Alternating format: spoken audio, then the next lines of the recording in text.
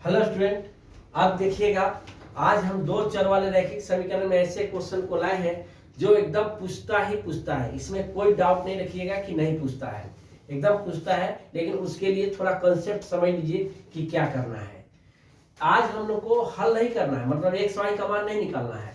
X Y के साथ कुछ एक्स्ट्रा चर लगा रहता है, उस एक्स्ट्रा चर का मान निकालना है। जैसे P लगा रहेगा, चाहे K लगा रहेगा, चाहे M लगा रहेगा, चाहे A लगा रहेगा, वो एक्स्ट्रा चर कहलाता है। उसका मान निकालना है, एक्स वाई का मान नहीं निकालना है। तो जब हमको एक्स्ट्रा चर का मान निकालना है तो उसके लिए शर्त दिया रहेगा। याद कीजिए, हम पहला वीडियो में बताए थे जिसमें दो चर वाले रैखिक समीकरण का नियम बताए थे।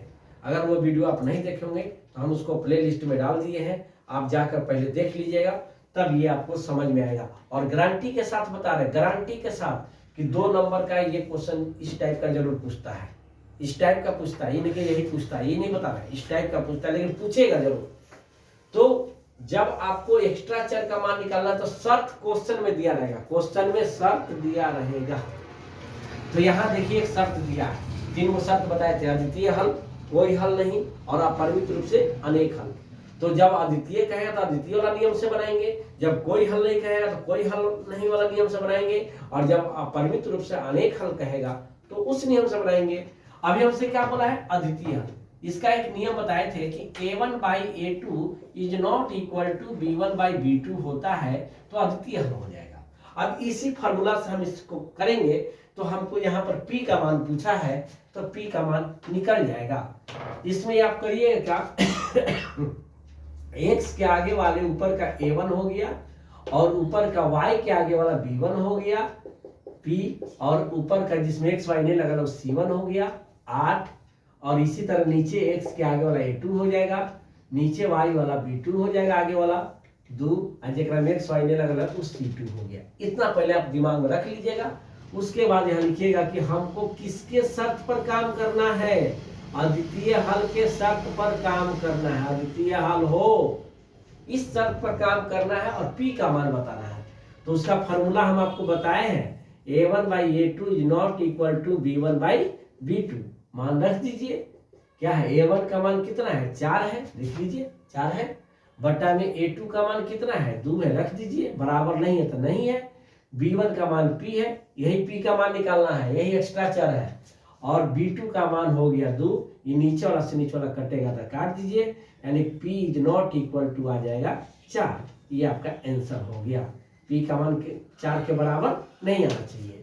अब इसी तरह एक और क्वेश्चन देख लीजिए, ये BTBC का क्वेश्चन था। अब आगे दूसरा किताब का बताते इसी टाइप का, जिसमें एक वो था। अगला देखिएगा क्वेश्चन, a का भी मान पूछेगा तो ऐसे ही बताएंगे। a का मान बताएं, शर्त क्या है? अद्वितीय, अद्वितीय हल हो, ऐसी बनाना। अद्वितीय हल हो तो किसका मान पूछा? a का। क्वेश्चन क्या दिया है? ax + 2i, ax + 2i बराबर 5, हाँ, और 3x + y बराबर दिया है, 3x + y बराबर दिया है 1। ये पहला समीकरण और ये दूसरा समीकरण। p का मान पूछेगा तो भी ऐसी बनाएंगे, a का मान पूछेगा तो भी ऐसी बनाएंगे, क्योंकि यहाँ में अद्वितीय हल ही हो रहा है। अद्वितीय हल कहेगा तो हर बार जब कहेगा अद्वितीय तब यही फॉर्मूला से काम करना है। यहाँ भी अद्वितीय हल बोला है तो हम वही फॉर्मूला से काम करेंगे। a1/a2 is not equal to b1/b2। Direct मान लिख देते हैं। a1 का मान हो गया a, a1 का मान हो गया a, a2 का मान हो गया नीचे वाला 3, बराबर नहीं। b1 का मान y के आगे वाला ऊपर वाला, और b2 का मान y के आगे वाला नीचे वाला। तिरछा तिरछी गुना कर दीजिए तो a is not equal to 6 आएगा। ये आंसर हो गया। आपको p का मान पूछा तो भी इसी बनाए, a का मान पूछा तो भी इसी बनाएंगे, k का मान पूछेगा तो भी इसी बनाएंगे, m का मान पूछेगा तो भी इसी बनाएंगे। कब? जब अद्वितीय हल कहेगा तब। उम्मीद करते हैं कि आपको ये समझ में आया होगा। आप स्क्रीनशॉट ले सकते हैं। आगे हम दूसरे शर्त पर बता रहे हैं। अब देखिएगा, अब दूसरा शर्त पर हम बनाने जा रहे हैं। जैसे अद्वितीय पर बनाए थे वैसे कोई हल नहीं पर बनाएंगे, लेकिन फॉर्मूला इसका ये वाला लगेगा। उसमें a1/a2 is not equal to b1/b2 लगा था। जब भी अद्वितीय कहेगा तो वो वाला फॉर्मूला लगाएंगे, और कोई हल नहीं कहेगा तो ये वाला फॉर्मूला से बनाना है। काम वही करना है, खाली फॉर्मूला ये वाला लगाना है। और यहाँ में देखिए, यहाँ एक्स्ट्रा में क्या था? k था, तो अब की k का मान बताना है। तो k का मान निकालना हो चाहे p का मान निकालना हो, शर्त देख लीजिएगा कि कोई हल नहीं रहेगा तो यही फार्मूला पर काम करिएगा, अद्वितीय नहीं रहेगा तो पहले वाला फार्मूला पर काम करेंगे, कोई हल नहीं रहेगा तो यही फार्मूला पर, और अपरिमित रहेगा तो उसका अलग फार्मूला है, उस पर भी बताएंगे। तो यहाँ पर फार्मूला यहाँ लिखेंगे, चूंकि कोई हल ना हो, कोई हल ना हो तो इसका फॉर्मूला क्या होता है, a1/a2 बराबर b1/b2 लेकिन c1/c2 ना हो। अगर कोई हल नहीं कहेगा तो यही फॉर्मूला से काम करना है, याद रखिएगा। कोई हल नहीं कहे तो यही फॉर्मूला से काम करेंगे। a1 का मान ऊपर का x का 3, a2 का मान नीचे का x का 2k-1, खाली आगे वाला लेना है, x नहीं लेना है, खाली आगे वाला लेना है, बराबर b1 का मान यहाँ y के आगे वाला a, नीचे वाला y के आगे वाला b2 का मान k-1 is not equal to, जेकरा में x y नहीं लगल है, ऊपर का 1 हो गया, ये हो गया 2k+1, ये तो बराबर नहीं है तो इसको छोड़ दीजिएगा, जो बराबर है उसको लेके चलिए। 3/2k-1 बराबर 1/k-1 हो गया।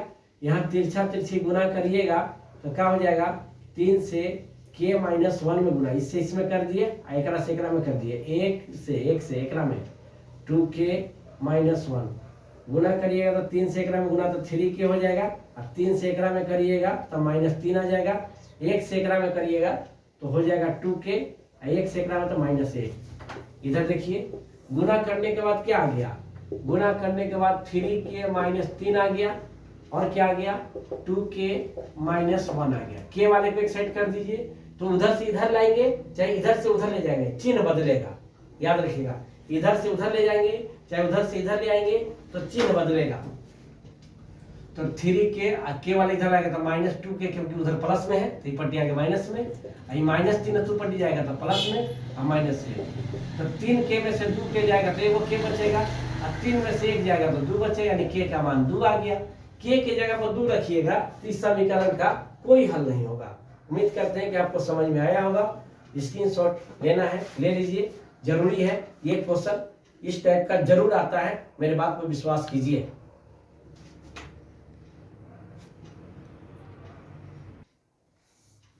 अब देखिएगा तीसरा शर्त पर बता रहे हैं, तीसरा शर्त है अपरिमित रूप से अनेक हल हो।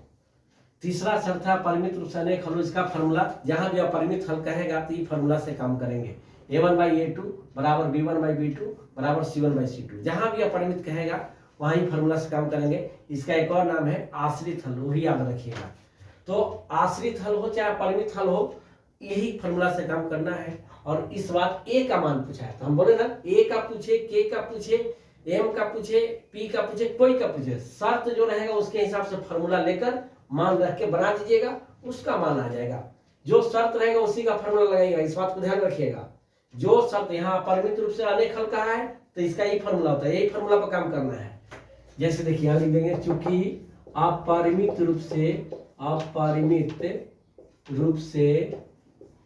से अनेक हल हो, यह शर्त दिया है, हल हो, तो इसी का फॉर्मूला यहाँ लिखिएगा। तो इसका फॉर्मूला क्या होता है, a1/a2, इसका फॉर्मूला देख लीजिए, जब भी अपरिमित कहेगा तो यही फॉर्मूला से काम करना है, बराबर b1/b2 बराबर c1/c2। इसी पर काम करेंगे। अब a1 के जगह पर इसको लिख दीजिए a, a2 के जगह पर नीचे वाला b 12, और b1 के जगह पर इसको लिख दीजिए, और c होगा, a होगा, और b1 के जगह पर a, फिर बराबर है c1 है तो c1 के जगह पर ऊपरे वाला a-3, और c2 के जगह पर नीचे वाला, सबका मान रख दिए। अब काम करेंगे तो हमारा a का मान निकल जाएगा, क्योंकि इसमें a का मान पूछा था इसलिए a का मान निकालना है। तो a का कहे चाहे k का कहे, काम इसी करेंगे, जहाँ a है वहाँ k लिख देंगे, p का कहता तो जहाँ a है वहाँ p लिख देते, काम ही करेंगे। अब यहाँ देखिएगा, इसमें गौर करके देखिए, क्योंकि इसमें तीनों बराबर होता है, इसमें तीनों बराबर होता है, इसलिए तीनों में काम करना है। अगर हम ये दोनों में काम करेंगे, ये दोनों में काम करेंगे तो क्या करेंगे, हम यहाँ लिख लेते हैं, यदि a/12 और 3/a को लेकर चले तो इस दोनों को तिरछा तिरछी गुना कर दीजिए, तो a² बराबर 36, तो a बराबर √36 आएगा। मतलब क्या हुआ जी, मतलब a बराबर आ गया √36। मतलब आपको बताए थे कि जब भी रूट आता है तो अब प्लस भी होता है और माइनस भी होता है, मतलब a का मान प्लस माइनस 6, यानी कि a बराबर प्लस 6 या माइनस 6 ले सकते हैं, ऐसा नहीं बोल रहे हैं, ले सकते हैं, क्योंकि अभी तीनों बराबर तो द्विगुण में काम किए हैं, तो अभी आंसर नहीं हुआ, अभी तीनों में रिलेशन देखना होगा। तो अभी दोनों में देखें, अब ये दोनों में देखिए, अब ये दोनों में देखिए, तीनों बराबर तो तीनों में चलना है। अब ये दोनों को लेके चलिए, तो 3/a बराबर a माइनस 3/a, तो ये आपको कट जाएगा, a से a गया तो तिरछा तिरछी गुना, तो a माइनस 3 बराबर 3 आ जाएगा, तिरछा तिरछी गुना करिएगा ना, तो a बराबर ये माइनस 3 है तो उधर जाएगा तो प्लस 3 हो जाएगा, मतलब a बराबर हो गया 6। यहाँ भी a का मान को 6 आया है, यहाँ भी a का मान 6 आया है। अब ये दोनों का हम काम कर लिए, ये दोनों का भी काम कर लिए, अब ये दोनों का काम करेंगे। अब हम ये दोनों का काम करेंगे, अब ये दोनों का काम करेंगे, तथा अब इसको लेके चलिए, इसको यहां से अब यहां चलिए, ये दोनों अब ये दोनों चलिए, ये दोनों का काम कर लिए, ये दोनों का काम कर लिए, ये दोनों का काम कर लिए, अब ये दोनों का काम करेंगे। अब ये दोनों का काम करेंगे, शुरू वाला और अंतिम वाला का, तथा यहाँ लिख लेते हैं फिर से, a बटा में 12 और a माइनस 3 बटा में a, ये दोनों का काम करना है, इसलिए हम यहाँ इसको उतार लिए। तिरछा तिरछी गुना करिएगा तो a स्क्वायर, अब 12 से इसमें गुना करिएगा, 12 से इसमें गुना करिए तो 12a, 12 तिया 36, ये हो गया। सबको इधर लेके आइए, a square minus 12a minus plus हो जाएगा 36 बराबर 0। शून्यक में ऐसा मैथ बताए थे, शून्यक जब बताए थे तो ऐसा मैथ बताए थे, क्या बताए थे, यहाँ वाला और यहाँ वाला का गुना कर लेते तो आएगा 36, 36 का खंड करिए 6 a square minus 6a minus 6a।